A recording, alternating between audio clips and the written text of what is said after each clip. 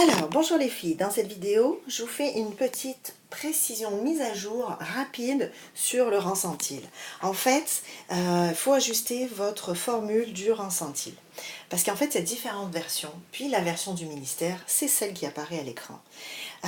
C'est que peu importe la liste de données que vous avez, puis que vous deviez trouver le rang centile d'une donnée qui se répète ou pas, vous devez absolument écrire le nombre de données égal à x, c'est-à-dire à la donnée que vous voulez situer dans la liste de données, divisé par 2.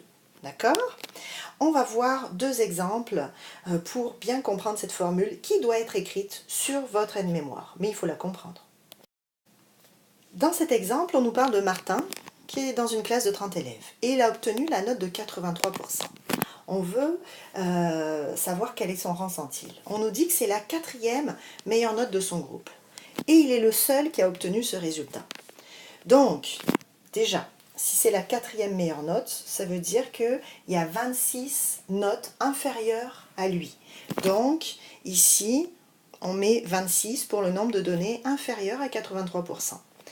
Et là, pourquoi on a mis un 1 ? C'est parce qu'il y a une seule note qui est 83, puis c'est Martin. Donc il y a une seule note comme lui, divisé par 2.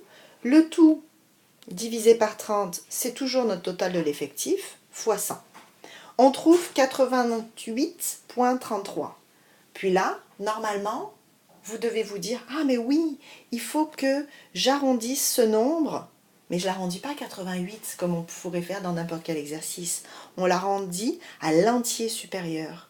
Donc, le rang centile de la note de Martin, c'est 89e rang centile.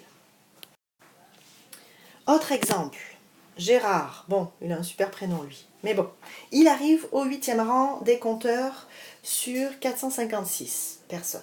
D'accord ? Et on nous dit qu'il y a 4 autres athlètes qui ont récolté le même nombre de points que Gérard.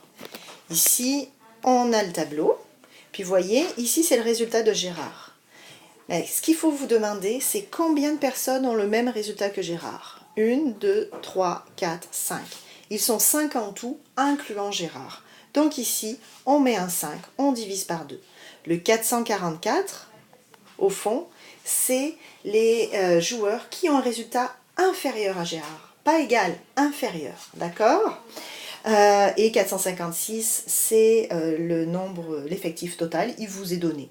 Okay ? Son rang centile, c'est 97,91. On arrondit à l'entier supérieur. Ici, c'est un peu plus naturel, puisque c'est plus proche de 98. Donc, c'est le 98e rang centile. C'est terminé pour cette précision. Bonne révision, les filles.